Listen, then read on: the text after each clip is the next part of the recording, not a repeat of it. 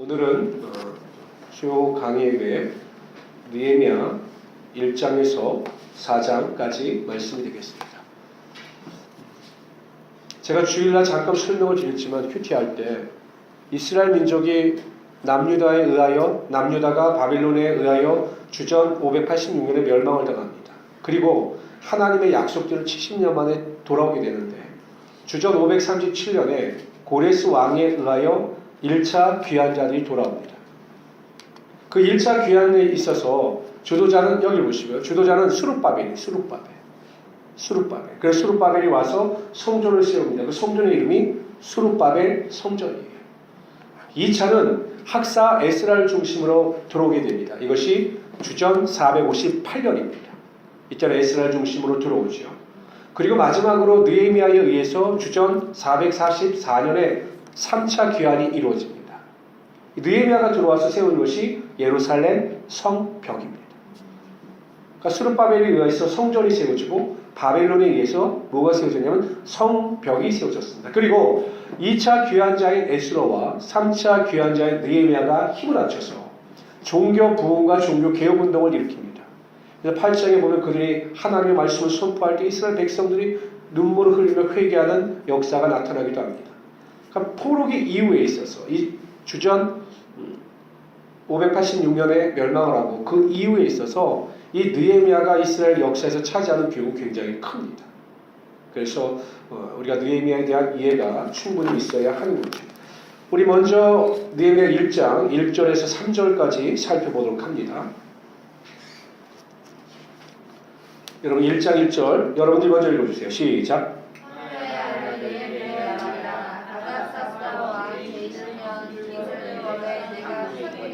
내 형제들 가운데 하나님이 두어 사람과 함께 유다에서 내게 이르렀기로 내가 그 사로잡힘을 면하고 남아있는 유다와 예루살렘 사람들의 형편을 물은즉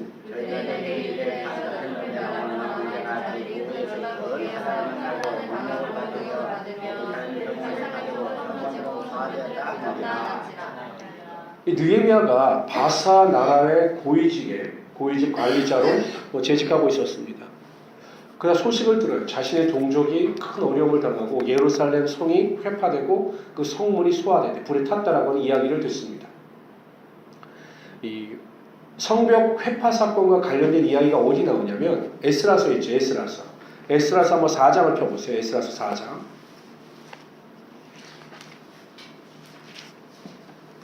에스라서 4장.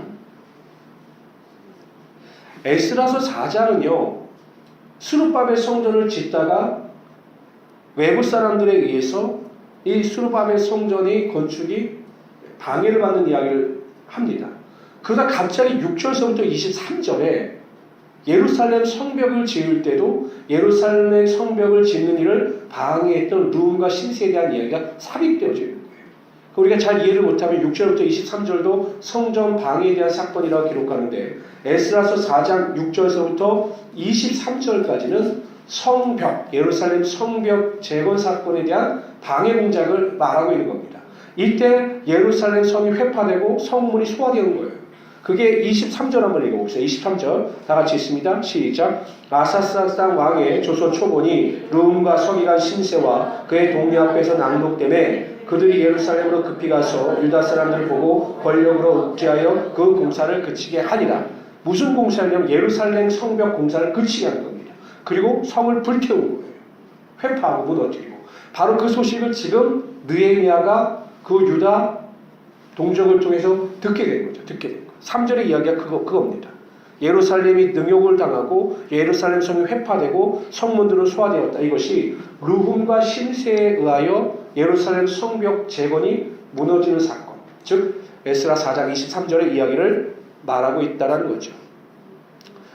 비록 그 몸은 바사 땅에 있었지만 이 느헤미야의 관심은 항상 그 가나안 땅, 예루살렘 성벽에 대하여 관심을 가지고 있었습니다. 신령한 일에 대한 관심이 많았던 거죠. 여러분 솔직히 생각해보세요. 내가 이방 땅에 와서 이민자가 돼서 그 땅에서 큰 성공을 거둬요. 대부분 저는 보면 물론 입양자들이긴 하지만 자신의 나라의 말을 잃어버리고 문화를 잃어버립니다. 몸은 한국 사람이지만 생각이나 말은 이방인이 외국 사람인 거죠. 근데 느헤미야는 고위 관리직에 올라갑니다. 그럼에도 불구하고 자신의 뿌리를 잊지 않았고 하나님의 거룩한 백성들에 대한 관심이 그치지 않았다는 것입니다. 그러니까 우리 모든 성도님들이 이 세속적인 세상을 살아가지만 항상 신령한 일에 관심을 가지고 신령한 일에 촉각을 세우며 살아갈 수 있어야 한다는 거죠. 항상 우리가 관심을 가지고 귀를 기울여야 되는 대상은 세상의 일이나 세상의 관심거리가 아니라 하나님의 일, 거룩한 일에 대한 관심과 모든 것에 대한 열정을 쏟아부을 수 있어야 한다는 것입니다. 이것이 느헤미야의 강점이었습니다.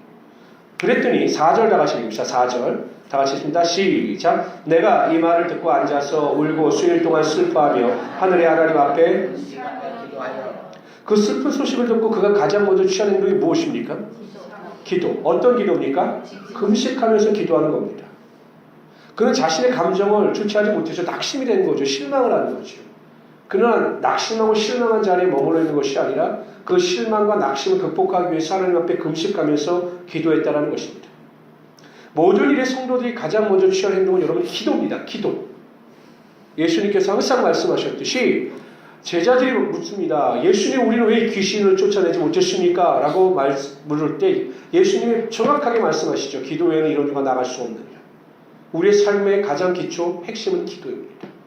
무슨 일을 만나든 무슨 어려운 환경 가운데 직면해 있든 정말 내가 죽을 것 같은 고통 가운데 있든 슬픔과 낙심의 자리에 있든 그 자리를 떨치고 나와 기도하는 순간 하나님의 놀라운 섭리와 도움의 손길이 임하게 되는 것입니다.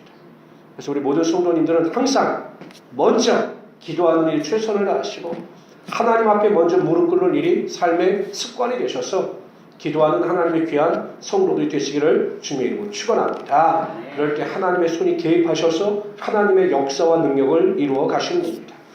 우리 5절서부터 11절까지 한 절씩 교독하는데 이것은 느헤미야의 기도입니다. 5절 다 같이 읽읍시다. 시작.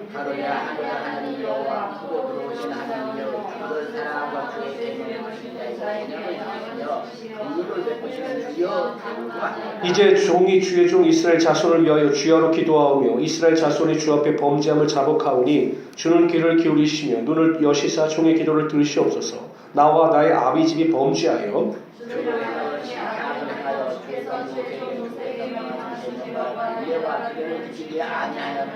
옛적에 주께서 주의 종 모세에게 명하여 가라사대 만일 너희가 범죄하면 내가 너희를 열국 중에 흩을 것이요 만일 내게로 돌아와 내 계명을 지켜 행하면 너희 쫓긴 자가 그들에게 있을지라도 내가 거기서부터 그들을 모아 그들에게 이름을 백작으로 돌아오게 하리라 하시는 말씀을 주시는 이들은 주께서 일찍 큰 권능과 강한 손으로 구속하신 주의 종이요 주의 백성이니이다. 주여 구하오니 귀를 기울이사 주의 기도와 주의 이름을 강요하기를 기뻐하는 종들의 귀를 들으시고 오늘 주의 형통하여 이 사람들 앞에서 은혜를 베게 하옵소서 하였나니 가장 먼저 느헤미야는 회개 기도를 드려요. 회개 기도. 6절 7절의 내용입니다. 다 같이 읽어봅시다. 시작. 이제 종이 주의 종 이스라엘 자손을 위하여 주야로 기도하며 이스라엘 자손이 주 앞에 범죄함을 자복하오니 주는 귀를 기울이시며 눈을 여시사 종의 기도를 들으시옵소서. 나와 나의 아비지 범죄하여 주를 향하여 심약을 행하여 주의 종 모세에게 주께서 명하신 계명과 율례와 규례를 지키지 아니하였나이다. 모세의 율법, 하나님의 말씀에 순종하지 않은 것을 회개합니다. 우상을 섬긴 것에 대하여 기도합니다. 근데 여러분 느헤미야가 한 게 아니에요. 그게 조상들이 했지. 그런데 느헤미야는 마치 자신이 죄를 지은 것처럼 민족의 죄를 담당하여 하나님 앞에 회개 기도합니다. 합당한 기도, 하나님께 응답받는 기도가 되기 위해서는 항상 기도에 앞서 회개 기도가 선행되어져야 합니다. 왜냐? 우리가 회개하지 않으면 하나님께 회개 기도하지 않으면 그 뒤에 드려지는 모든 기도가 하나님 안에서 상달되지 않기 때문입니다. 다 같이 읽어봅시다. 읽습니다. 이사야서 59장 2절 시작. 오직 너희 죄악이 너희와 너희 하나님 사이를 내었고 너희 죄가 그 얼굴을 가리워서 그러니까 우리가 회개하지 않고 죄악 가운데 거하게 되면 하나님께서 우리 기도를 안 들으신다는 거예요. 아무리 유창하고 간절하게 기도해도 우리의 죄가 하나님 앞에서 사여지지 않고 회개하지 아니하면 하나님께서는 악인의 간구를 듣지 않으신다는 것입니다. 의인의 역사는 간구하는 힘이 많다. 이렇게 말씀하셨거든요. 그래서 항상 우리가 주님 앞에 나와서 기도할 때 하나님 혹시 내 안에 죄가 있습니까? 내 입술을 하나님 앞에 죄를 고백하게 하여 주시고 내 마음을 주님 앞에 온전히 쏟아놓게 하여 주십시오라는 회개 기도가 분명히 있어야 한다는 겁니다. 그럴 때 그 기도를 통해서 하나님의 응답이 나타나게 되는 것이죠. 두 번째로요. 느헤미야의 기도는 말씀에 근거한 기도였습니다. 우리 8절 9절 다 같이 읽어봅시다. 시작. 옛적에 주께서 주의 종 모세에게 명하여 가라사대 만일 너희가 범죄하면 내가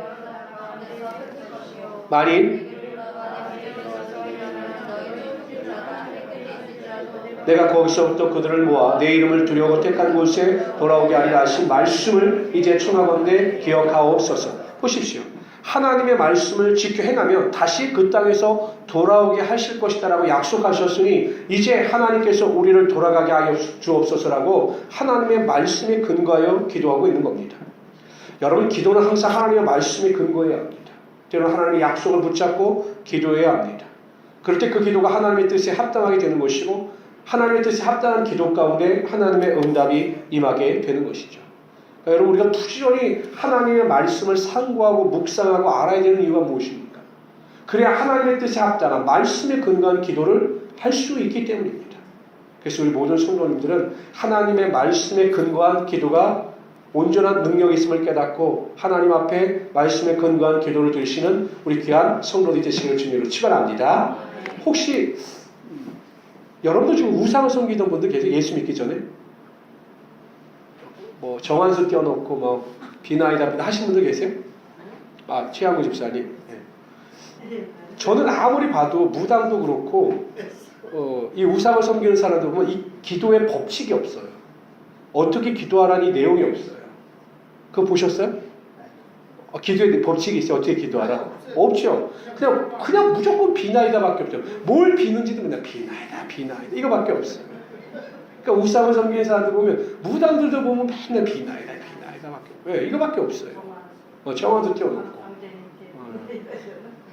그밖에 없어요. 뭐 옥황상제도 있나요? 뭐 바다에서 죄를 지낼 때도 보면 용왕한테도 파도가 일어나지 않게 비나이다.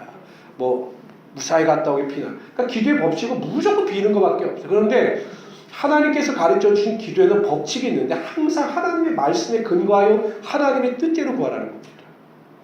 그러니까 우리가 소원하는 것도 하나님의 뜻에 합당해야 되는 것이고 간절한 간구도 모든 것이 하나님의 뜻에 합당해야 되는 것입니다. 그래서 하나님의 말씀에 근거하여 기도하심으로 응답받는 우리 기도가 되시기를 주님을 축원합니다. 세 번째는 그의 기도는 구체적인 기도였어요. 어떻게 기도하는 것이 옳은 기도인가? 10절 다 같이 읽어봅시다. 시작. 주여 구하오니 귀를 기울이사 종의 기도와 11절이요. 시작. 주여 구하오니 종의 기도와 주의 이름을 경외하기를 기뻐하는 종들의 기도를 들으시고 오늘 종이 형통하여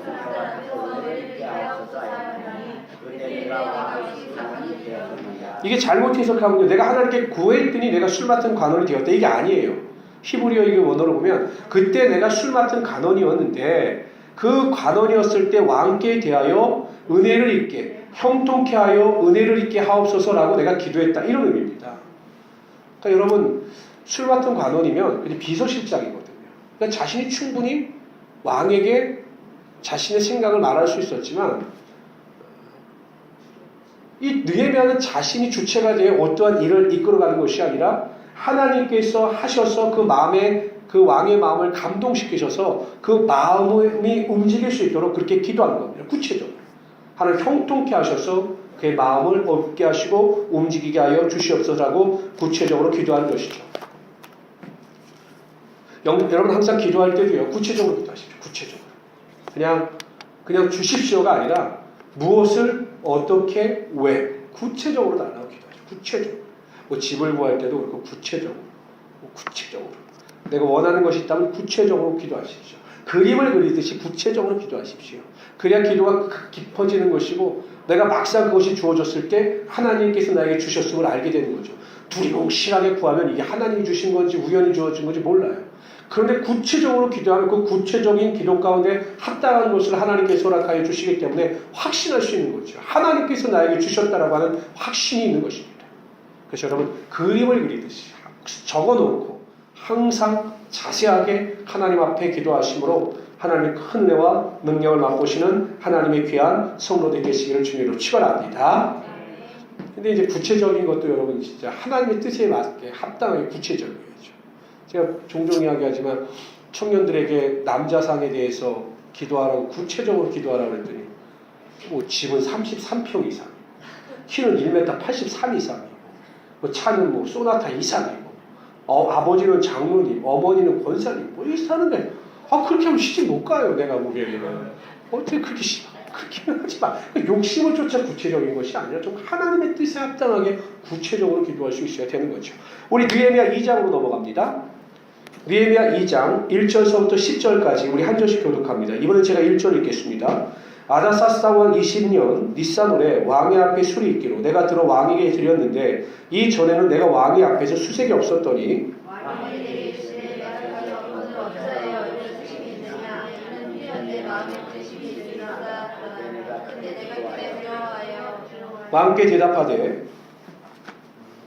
왕께 대답하되 왕은 만세수라 없어서 내 조상들의 묘실이 있는 성읍이 이제까지 황폐하고 성문이 불탔사오니 내가 어찌 얼굴에 수심이 없사오리까 하니 왕이 내게 이르시되 그러면 내가 무엇을 원하느냐 하시고 왕에게 아뢰되 왕이 만일 좋게 여기시고 왕의 목전에서 은혜를 얻었사오면 나를 유다 땅 나의 조상들의 묘실이 있는 성읍에 보내어 그 성을 건축하게 하옵소서 하였는데 그때 왕은 왕한테 앉아있다가 왕이 내게 이르시되 내가 전날에 하늘을 들으시며 언제 돌아오게 되냐고 왕이 나를 좋게 여기시고 내가 그 안에서 내가 또 왕에게 아뢰되 왕이 만일 좋게 여기시거든 강서쪽 총독들에게 내리시는 조서를 내게 주사 그들이 나를 용납하여 유다에 들어가기까지 통과하게 하시고 그 왕이 살린 감옥에 아삽에게 조서를 내리사 그가 선선에 속한 영문의 민파 성과 여호와가 주리하여 그곳을 성문에게 주며 내 하나님의 선한 손이 나를 도우시니라. 군대 장관과 마병을 보내어 나와 함께하게 하시기로 내가 강서쪽에 있는 총독들에게 이르러 왕의 조서를 전하였더니 모르는 사람 손가락과 조련도 남은 사람 우리가 이스라엘 자손의 공명을 사랑하다 그리고 심히 기심하더라. 아멘.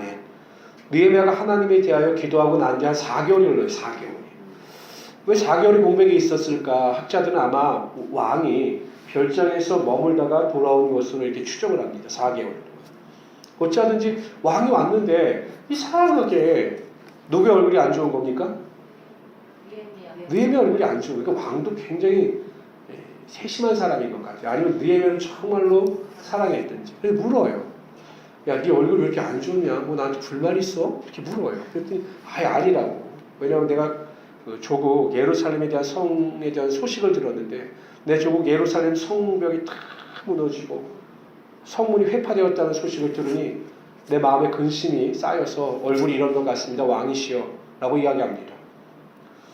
보통 왕 같으면 야 그렇게 기분 나쁜 일이면 너 혼자 아주 왜 내 앞에서 그렇게 기분 나쁜 티를 팍팍 내고 그래 이럴 텐데 왕이 말하기를 그럼 내가 너한테 무엇하여 주기를 원하느냐? 라고 묻습니다. 그랬더니 왕이 그렇게 묻자 느헤미야는 또 어떻게 합니까?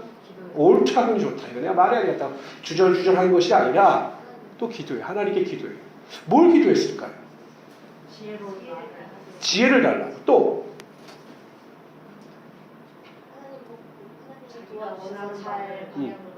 그렇죠. 그런 기도도 했겠죠. 그러니까 하나님 정말 합당한 말을 하게 하시고 제가 말할 때 하나님께서 왕의 마음을 주장하여 주십시오 라고 이야기하는데 요구 조건이 너무 많아요. 나만 가는 게 아니라 내가 살 집과 성벽을 지을 재료를 주십시오 라고 이야기합니다. 야, 제가 왕이었다면요. 야, 없던 일을 하자 이랬을 것 같아요. 아니, 요구사항이 너무 많으니까. 왜냐면 신민국가의 그 성을 재건하는데 그 나라의 그 재산을 허비한다는 게 말이 안 되거든요. 굳이 그거 세울 이유가 없잖아요. 이 사람 입장에서는 보면. 근데 왕이 다 허락합니다. 다 허락합니다. 그랬더니 그 왕의 그 마음의 움직임을 보고 느헤미야가 뭐라고 주장하냐면 8절 읽어봅시다. 8절 있습니다. 시작. 또 왕이 에살리 감독 아삽에게 조서를 내리사 저로 전에 속한 영문의 문과 성곽 가다에 거할 집을 위하여 들보 제목을 주게 하옵소서 하매 내 하나님의 선한 손이 나를 도우심으로 누가 도우셔서 왕이 허락합니까? 하나님의 선한 손. 여러분 하나님의 선한 손이 보이십니까? 안 보여요? 난 보이는데 하나님의 선한 손이 안 보여요? 희선자이 안 보여요? 말하기 좀 애매하죠. 보인다 그러면 이상할 것 같고 눈에 보이지 않지만 믿음으로 바라보면 보이게 된다는 겁니다. 여러분 그 엘리사가 도단성에 있을 때 아람 왕이 이스라엘 치러 가면 누가 알려준 것처럼 이스라엘 병사들이 방비하고 있다가 그 자기들을 오히려 역습하는 겁니다. 그래서 그 아람 왕이 혹시 우리 안에 첩자가 있는 게 아닐까라고 의심할 때 한시다가 이야기하는 거죠. 왕, 제가 알기로는 그 이스라엘에 엘리사라고 하는 이상한 인간이 하나 있는데 왕이 침실에서 하는 소리를 다 듣습니다. 왕이 소문되는 소리까지 엘리사는 다 듣고 그것을 이스라엘 왕에게 알려주는 겁니다.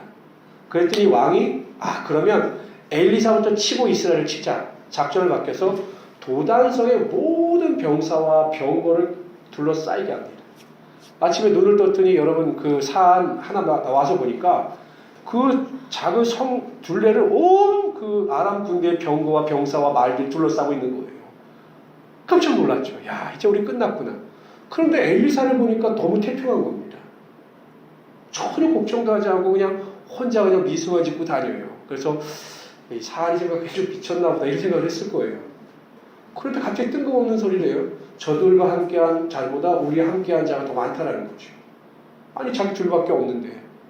근데 갑자기 엘리사가 기도합니다. 하나님 저 사환의 눈을 열어 보게 하여 주시옵소서라고 기도하자마자 그 사환의 눈이 빵 열리니까 하늘의 불말과 불병과가 천군 천사들이 이 성을 둘러싸고 있는 것을 보았습니다. 영안이 열리니까 하나님께서 함께 하심을 보게 된 거죠. 여러분, 그래서 제가 말씀드린 겁니다. 다시 보십시오. 하나님의 손이 안 보이십니까? 제 뒤에 하나님의 손이 안 보여요? 이사야서 이렇게 말씀하시고 다 같이 읽어봅시다. 시작. 두려워 말라. 내가 너와 함께 함이니라. 놀라지 말라. 나는 네 하나님이 됨이니라. 내가 너를 굳세게 하리라. 참으로 너를 도와주리라. 참으로 의로운 오른손으로 너를 붙들리라. 지금도 하나님께서는 의로운 오른손으로 이 자리에서 우리가 어디에 있든지 간에 우리를 붙잡고 계시는 것입니다. 우리가 그것을 믿음으로 받아들이게 되면 정말 폭풍 같은 인생사 가운데서도 담대함과 평안함을 가지고 살아갈 수 있게 되는 것이죠. 하나님께서 나를 붙잡고 계시다. 하나님께서 나를 도우신다. 하나님께서 내 인생을 이끌어 가신다. 하나님께서 나의 모든 것을 책임져 주신다. 라고 믿으면 우리가 이 세상 가운데 살아갈 때 불안과 두려움을 떠나가게 되는 것이고 참된 평강의 능력이 나타나게 되는 것입니다. 항상 하나님의 의로운 오른손이 여러분들을 붙잡고 계심을, 인생을 이끌어가고 계심을 믿으시는 하나님의 귀한 성도들이 되시기를 주님으로 축원합니다. 우리 11절부터 16절까지 읽읍시다. 11절 여러분들 읽어주세요. 읽습니다. 시작.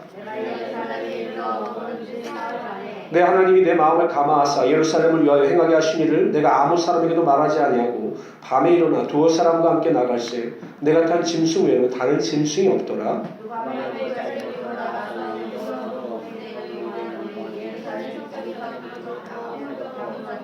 앞으로 행하여 신문과 왕의 못에 이르러는 탄 짐승이 지나갈 곳이 없는지라.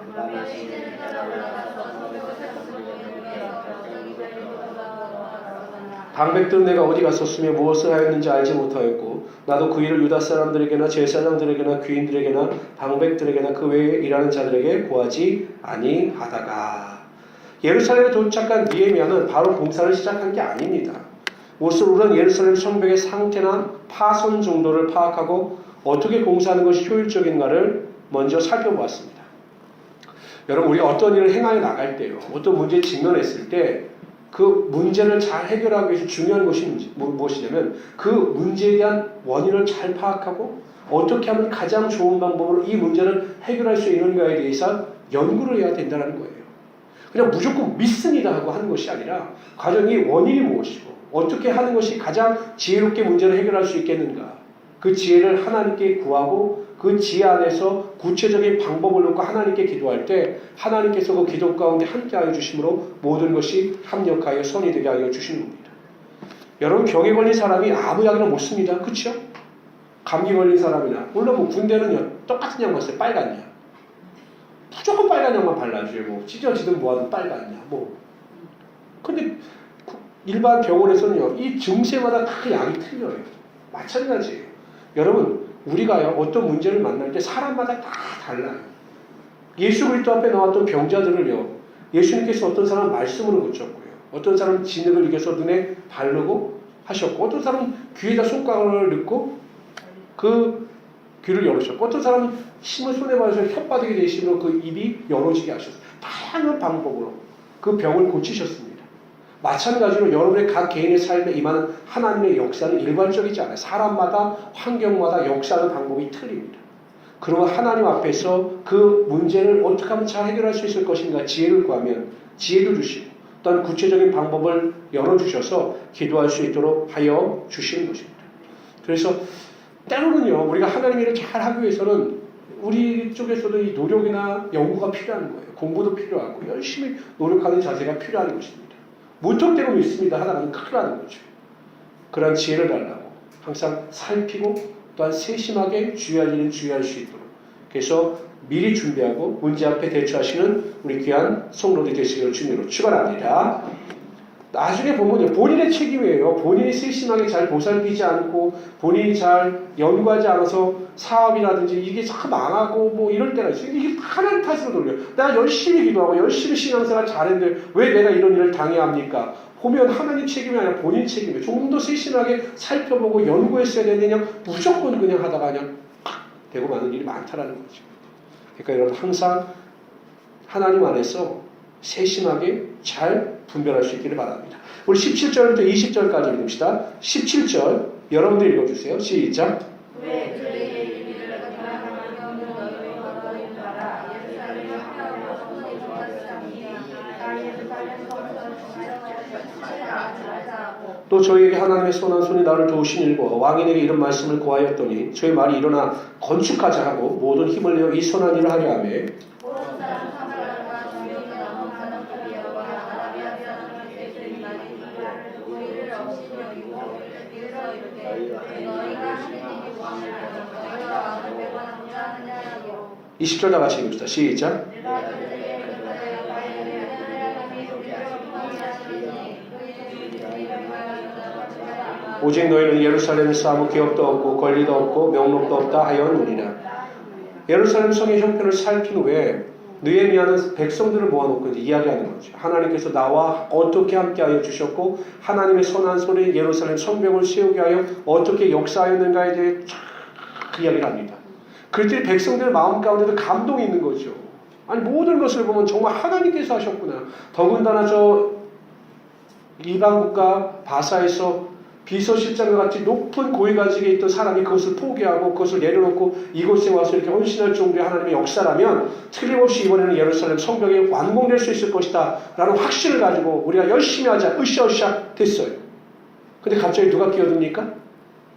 그 땅에 있던 그 사마리아의 총독이 산발락이 끼어듭니다.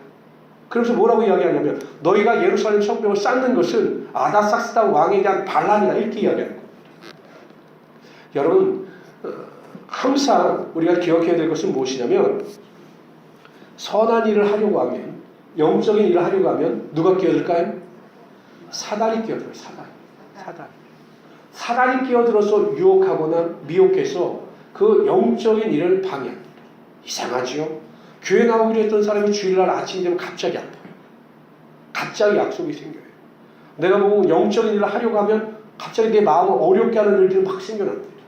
그래서 기도하는 것을 방해하기도 하고 낙심케 하고 불안케 함으로 내가 하나님 앞에서 선한 일을 하고자 했던 모든 계획을 수포로 돌릴 때가 굉장히 많아요. 제가 목회를 하면서도 항상 주의할 때가 있습니다. 언제냐면 꼭 행사를 앞둔 날에는요. 행사를 앞두고 있으면 꼭 마귀가 껴서 교회를 불안케 하는 일이 분명히 일으킵니다. 그래서 충분히 기도하지 않고 충분히 우리가 대처하지 아니하면 항상 그 마귀의 유혹이나 그 마귀의 핍박 앞에 낙심하고 절망하고 뒤로 물러가게 되어 있는 것입니다. 우리가 이것을 알면 선한 일을 할 때는 항상 마귀의 유혹과 마귀의 핍박이 있구나 이것을 알면 선한 일을 하다가 어려움을 당해도 이것은 정말 마귀의 역사구나 생각하고 그 유혹이나 핍박을 넉넉히 이기는데 그것을 깨닫지 못하게 하면 또 낙심하는 거죠. 내가 무슨 일 하려고만 하면 이렇게 안 되는구나. 이게 하나님의 뜻이 아닌가 보구나. 이렇게 낙심해서 앞으로 전진하지 못하는 사람들이 의외로 많다는 것입니다. 그런데 오늘 보십시오. 하나님에 대한 경험, 하나님의 선한 오른손이 나를 도왔다라는 확신이 충만하게 되니까 이 마귀의 유혹 앞에 담대하게 말합니다. 하나님께서 우리를 형통케 하셨으니 우리가 이 일을 반드시 행할 것이니 너희는 이 일에 개입하지 말라라고 이야기합니다. 우리가 어찌하든지 악한 자들을 대적하고 악한 자들을 이기기 위해서는 하나님의 형통케에 대한 확신과 믿음을 가지고 강한 자를 결박할 수 있어야 되는 거죠. 어떤 분이 그 이야기를 하더라고요. 어떤 목사님이 이야기를 하는데요. 자기는 팔씨름을 한 번도 안 줘봤다는 거예요. 내가 보기엔 체격도 그렇고 저분은 팔씨름을 잘하게 생긴 분이 아닌데 어떻게 팔씨름을 한 번도 안 줬지? 아니 목사님 뭐 팔씨름을 잘하는 비결이 있으냐 어떻게 한 번도 안 주셨어요? 라고 물어봤더니 그분이 하는 말이 나보다 셀 것 같은 사람은 한 번도 안 해봤다는 거예요. 맨날 약한 사람은 붙잡고 팔씨름을 해서 한 번도 져본 일이 없다는 거예요. 야, 그래서 내가 참 웃긴 분이다라는 생각을 했어요. 마태복음 12장에 보면요. 예수님께서 귀신을 내쫓으시니까 바리새인들이 뭐라고 이야기하냐면 바알세불 귀신의 왕인 바알세불을 힘입어서 저 사람이 귀신을 내쫓았다 이렇게 이야기해요. 그때 예수님께서 뭐라고 말씀하시냐면 야 귀신끼리는 안 싸워. 같은 귀신끼리 싸우면 그 귀신의 세계가 무너지는데 그 귀신들끼리 싸우겠어? 아니야. 나는 귀신을 힘입어 싸우는 것이 아니라 하나님의 능력을 가지고 싸우는 거야 라고 말씀하시면서 무슨 말씀을 하시냐면 이렇게 말씀하시네요.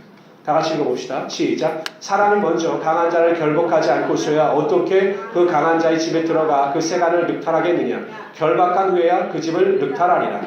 그 마귀나 사단보다 권세나 능력이 세시기 때문에 그들을 결박하고 그 집의 모든 것을 제압할 수 있다. 이렇게 예수님께서 말씀하시는 겁니다. 우리가 사단을 제압하고 사단을 이기기 위해서는 사단보다 강력한 능력이 있어야 합니다. 하나님께서 우리를 마귀를 대적할 수 있는 능력을 주셨습니다. 바로 성령 충만과 무엇입니까? 전신갑주입니다. 뭐라고요? 전신갑주를 좋은 밍크 코트나 이게 아니라 항상 보이지 않는 전신갑주를 입으시기를 바랍니다. 전신갑주가 뭡니까? 전신갑주가 전신갑주죠? 한번 해봅시다. 구원의 의의 진리의 평안의 복음에 예비한 믿음의 이거 뒤로 앞에 먼저 읽으면 믿음의 방패 성령의 하나님의 말씀입니다. 이러한 전신갑주를 입으시는 하나님의 귀한 성도들이 되시기를 주님으로 축원합니다. 그렇게 강력한 능력이 있을 때 우리가 마귀를 능히 대적하고 마귀에게 승리할 수 있게 되는 것입니다. 이러한 믿음을 가지고 승리하시는 하나님의 귀한 성도들이 되시기를 주님으로 축원합니다. 느헤미야 3장으로 넘어갑시다. 느헤미야 3장은 굉장히 길죠? 사람들이 굉장히 많이 나오죠? 이런 데는 한 번 읽고 패스하는 겁니다.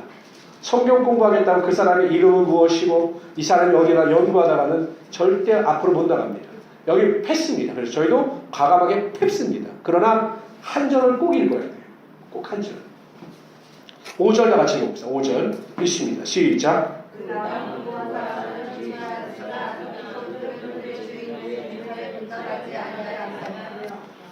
우리 여러분 느헤미야를 보면 느헤미야 3장을 보면 느헤미야 3장 1절서부터 느헤미야 3장 32절까지 그 예루살렘 성벽에 참여했던 사람들 그들이 어떤 것을 재건했는가에 대한 기록이 쫙 나와요. 그러니까 여러분 정말 하나님이 원하시는 선한 일에 동참했던 사람들의 명단이 쫙 나와요. 왜 그럴까? 굳이 이 사람들의 명단을 왜 하나님께서 성경책에 기록하셨을까? 하나님께서는 그 한 사람 한 사람의 이름을 보면서 그 선한 일에 동참했던 그들을 귀하게 여기셨기 때문에 이 성경책에 기록하신 겁니다. 여쭙겠습니다. 우리의 이름이 어디에 기록되어야 할까요? 생명책에 기록되어야 생명책. 어디요? 예수 그리스도를 믿어 구원을 얻고 그리스도의 생명책에 기록된 영혼들이 이 세상에서 가장 축복받은 자들입니다. 저는 여러분들의 생명책에 그 이름이 기록되었음을 믿습니다. 제가 보질 못했지만 믿습니다. 근데 제가 5절이 중요하다고 했죠. 5절? 왜 중요하다면 모든 사람이 32절까지 모든 사람들이 그렇게 열심히 성벽 재건에 동참했는데 이 5절에 나오는 사람들은요. 드고와 있는 귀족들은 그 사역에 동참하지 않은 거예요. 그들에 대해서 기록하고 있는 겁니다. 왜 동참하지 않았을까? 저는 이 귀족이라고 하는 단어에 주목했어요. 귀족. 귀족들은 잘 살까요? 못 살까요? 잘 살아요. 여러분들 중에 귀족 있으십니까? 지금 귀족이 없는 시대죠. 그러니까 여러분 이 귀족이면 아무래도 그 당시에 그 땅에 머물고 있던 산발락, 뭐 도비아 이런 사람들과 결탁해서 부정 축제를 하지 않았을까? 그래서 오히려 예루살렘 성벽이 지어지는 것이 자신들에게는 해가 된다고 생각했기 때문에 오히려 자신의 삶에 피해가 간다고 생각했기 때문에 적극적으로 그 일에 동참하지 않은 겁니다.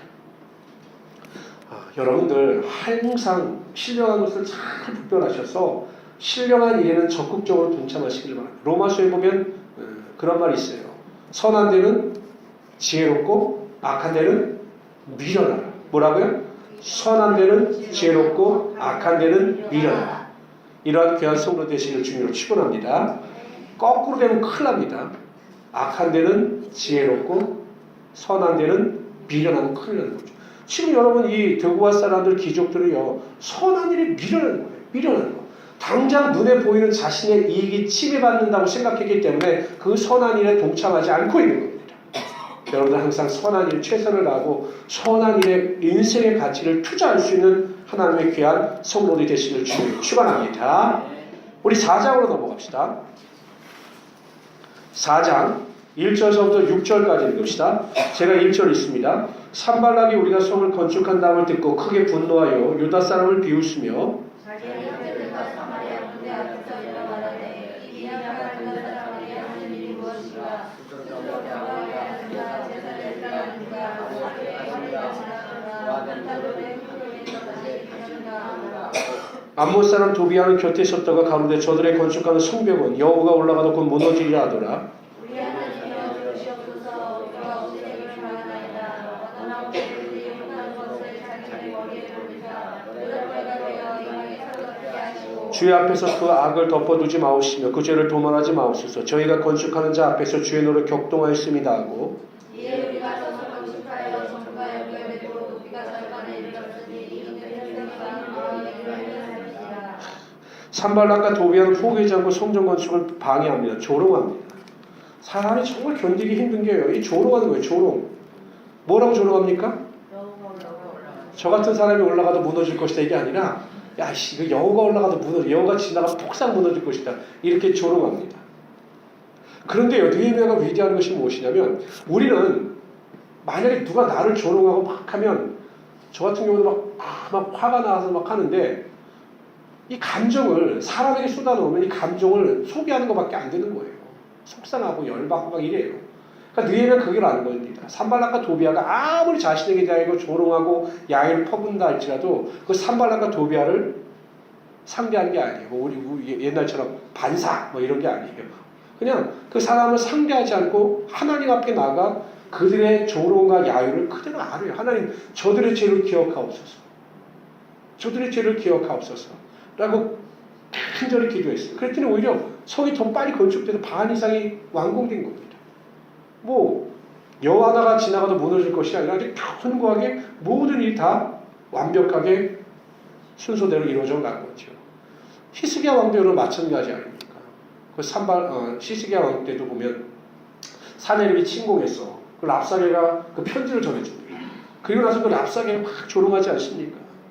근데 히스기야는 정말로 여러분 열풍이 터지는 게 뭐냐면 내가 힘이 있어서 나를 조롱하는 자를 제압할 수 있으면 얼마나 좋아요. 근데 인간이 가장 비참할 때가 언제냐면 나에게 힘이 없어요. 누가 나를 막 비웃고 조롱하는데도 그 조롱하는 자를 상대할 수 있는 힘이 없어요. 그럼 너무 비참해지죠. 지금 히스기야가 그런 상태였거든요. 그런데 그가 어떻게 하느냐. 그 사내립의 편지를 가지고 성전에 들어가 하나님 앞에 펼쳐놓고 하나님께 기도하는 겁니다. 그 랍사게를 상대하지 않습니다. 하나님을 상대하고 하나님께 기도합니다.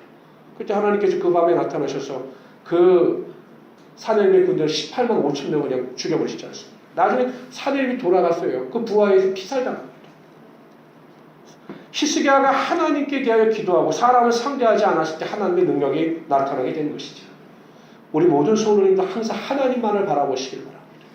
하나님께 여러분의 믿음의 눈을 고정시키시고 하나님께 대하여 믿음의 눈을 바라보게 되게 되면 하나님께서 정말 억울하고 원통한 모든 일을 합력하여 선이 되게 하여 주시는 것입니다. 근데 자꾸 사람을 바라보게 되면 실망하고 좌절하고 감정만 상하게 되는 거예요. 하나님께 다 해결해 주시고 원수 만든 것이 내 손에 있다는 말씀이셨어요. 모든 것을 하나님께 맡기면 하나님께서 책임져 주시고 모든 일을 하나님께 맡기면 하나님께서 망사 형통으로 이루어 주시는 겁니다. 그래서 우리 모든 성도님들은 사람을 상대하지 마시고 하나님께 대하여 기도하심으로 하나님의 형통을 체험하시는 하나님의 귀한 성도들 되시기를 주님으로 축원합니다. 우리 7절부터 23절까지 다 같이 읽어봅시다. 7절 제가 읽겠습니다. 산발락과 도비아와 아라비아 사람들과 암몬 사람들과 아스돗 사람들이 예루살렘 성이 중수되고 퇴락한 곳이 수보되어 간다음을 듣고 심히 분하여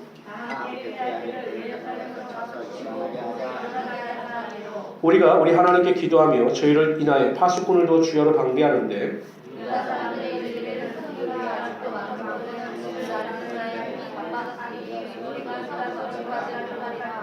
지금 이스라엘 사람, 유다 사람들이 마음이 약해진 산발락과 도비아가 이렇게 하니까 이게 믿음이 약해진 겁니다. 지금 점점 약해지고 있어요. 우리의 대적은 이르기를 저희가 알지 못하고 보지 못하는 사이에 우리가 저희 중에 달려 들어가서 살육하여 역사를 그치게 하리라 하고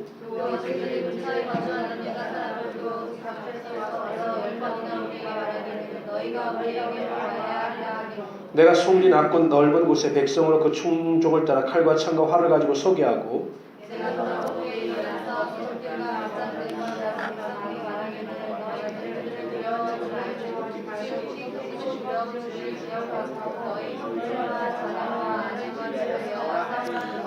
우리 대적이 자기의 뜻을 우리가 알았다고 들으니라. 하나님이 저희에게를 피하셨으므로 우리가 다 성에 들어와서 각각 역사하였는데 그때부터 내 사람들의 절반은 일하고 절반은 갑옷을 입고 창과 남자와 활을 가지고 민자는 갑옷 위에 있었으며 성을 건축하는 자와 담보하는 자는 각각 한 손으로 일을 하며 한 손으로 병기를 잡았는데 건축하는 자는 각각 허리에 칼을 차고 건축하며 나팔 부는 자는 내 곁에 섰느니라. 내가 귀인들과 민장들과 남은 백성에게 이르기를 이 역사는 크고 넓음으로 우리가 성에서 나누어 상고가 먼주 너희는 어디서든지 나팔 소리를 들고 준비로 모여서 우리에게로 나아오라. 우리 하나님이 우리를 위하여 싸우시리라 하시니라. 우리가 이같이 역사하는데 무리의 절반은 동떨 때부터 별이 나기까지 창을 잡았었으며 그때 내가 또 백성에게 말하기를 사람마다 군자와 함께 예루살렘 안에서 갈지니 밤에는 우리를 위하여 파수하겠고 낮에는 일하리라 하고 23절 다 같이 읽읍시다. 시작. 나나 내 형제들이나 종자들이나 나를 따라 파산하는 사람들이나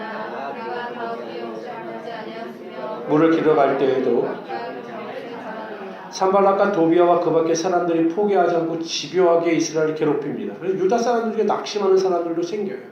그래서 특단의 조치가 필요했습니다. 그래서 어떻게 하냐면 느헤미야는 스스로 자신들을 보호할 수 있도록 무장하여 지키게 합니다. 성벽을 쌓는 일과 무장하여 그들을 보호하는 일을 겸하여 나간 겁니다.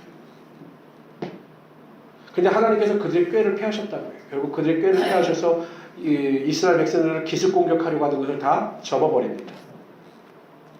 느헤미야는 산발락과 도바의 공격에 대해 두 가지를 병행한 거죠. 하나님께 기도하고 하나님께 모든 것을 맡기는 것과 또 그들을 준비하여 그들을 대비하여 무장하여 같이 일하는 것이었습니다. 그러니까 우리가 인생을 살아가면서 기도하는 것과 우리가 해야 할 일을 잘 분별해서 노력하는 것도 굉장히 중요하다는 거죠. 물론 우리가 모든 것을 다 내려놓고 기도해야 할 때가 있어요. 정말 내가 내 힘으로 하지 않고 정말 하나님께 모든 것을 맡기며 나아갈 때가 있습니다. 예를 들면 우리가 정말 불치병에 걸려서 약으로나 의술로 고치지 못할 때 그럴 때 정말 우리가 히스기야처럼 면벽 기도를 하는 거죠. 하나님을 의지해서 하나님 내 병을 고쳐주십시오라고 하나님만을 의지하는 겁니다. 또한 어떤 일이 계속 실패와 좌절을 겪어요. 뭐 법적으로나 어떤 문제로도 해결할 수가 없습니다. 또 경제적으로 내가 어떻게 벗어날 수가 없어요. 그럴 때는 제가 하나님만을 바라보고 하나님께 기도하는 겁니다. 그러나 여러분 우리가 기도하면서 우리 나름대로 노력해야 할 일들이 있을 때가 있습니다. 만일 취업을 위해서 우리가 열심히 기도한다. 그렇다면 그 시험을 준비해야 되는 것 아니겠습니까? 실력을 쌓아야지 전혀 실력도 없는데 하나님 믿습니다 하고 취업 준비도 안 하고 시험을 보게 되면 다 떨어지는 거죠. 뭐 수능도 마찬가지고 모든 게 마찬가지지 아니겠습니까? 뭐 사업도 마찬가지고 장막의 문제도 마찬가지고 자녀의 문제도 다 마찬가지인 겁니다. 우리가 기도하면서 하나님의 지혜도 구하고 기도하면서 하나님의 은혜도 구하지만 우리 나름대로 우리 인생의 최선을 다하며 준비해야 될 것은 또 준비해야 되는 것입니다. 그럴 때 하나님께서 그 은혜 가운데 갑절의 은혜가 부어주셔서 모든 것을 우리 안에 성취될 수 있도록 하여 주시는 거죠. 항상 믿음이 좋은 분들 중에 이제 그런 분들이 있어요. 너무 믿음을 강조하다 보니까 우리가 해야 할 일을 놓쳐버릴 때가 있습니다. 항상 우리가 부지런히 노력하고 또 부지런히 계획을 세우고 하는 일에도 최선을 다할 때 기도와 그 일이 병행되어질 때 하나님의 큰 은혜와 능력이 반드시 나타나게 되는 것입니다. 목사님들이 그런 예화를 쓰는데 이제 그런 예화가 저는 적당하지 않다고 보지만 뭐 한번 염두에 의미는 있다라고 봐요. 어떤 사람이 하도 복권이 안 되니까 매일 하나님께 기도를 했다라죠. 그냥 쪼크로 받아 넘기십시오. 뭐 크게 신앙적인 일은 아닙니다. 근데 이 사람이 매일 기도해도 하나님 제가 복권이 당첨되기를 원합니다. 매일 기도를 했어요. 그때 하나님이 어느 날 나타나셔서 그렇게 말씀하시더라고요. 복권이면 사고 말이야. 복권도 안 사고 맨날 그냥 복권이 당첨되기를 구하는 거죠. 그러니까 자신이 해야 할 일도 하지 않고 그냥 무조건 믿습니다. 도와주십시오라고 한다고 해서 하나님의 은혜와 능력이 임하지 않는다는 겁니다. 그냥 명언 중에 그런 말이 있죠. 하늘은 스스로 돕는 자를 돕는다. 그냥 일반적인 세상적인 것들을 봅니다. 정말 스스로 하늘을 스스로 돕는 자, 하늘을 돕는 자를 돕는다. 자신이 노력하는 자에게 하나님의 은혜와 능력도 같이 임하는 겁니다. 그래서 여러분 인생을 살아가실 때 최선을 다하여 살아가십시오. 제가 지난 시간에 말씀드렸지 최고까지는 원치 않으셔요. 하나님 최고를 원하지 않아요. 하나님은 네가 최고가 되라 이렇게 말씀하지 않으셔요. 그러나 모든 일 최선을 다하라고 말씀하십니다. 우리가 최선을 다할 때 하나님께 최고를 주시고 최상의 것을 허락하여 주시는 거죠. 인생 가운데 항상 모든 일 최선, 영적 생활도 최선, 우리의 삶의 저주 환경 가운데 가정이나 직장이나 사업장도 최선을 다할 때 하나님께서 우리의 삶을 더 빛나게 하시고 은혜 가운데 거하게 하여 주실 것입니다. 이러한 믿음과 은혜와 능력을 가지고 살아가시는 하나님의 귀한 성도들이 되시기를 주님으로 축원합니다.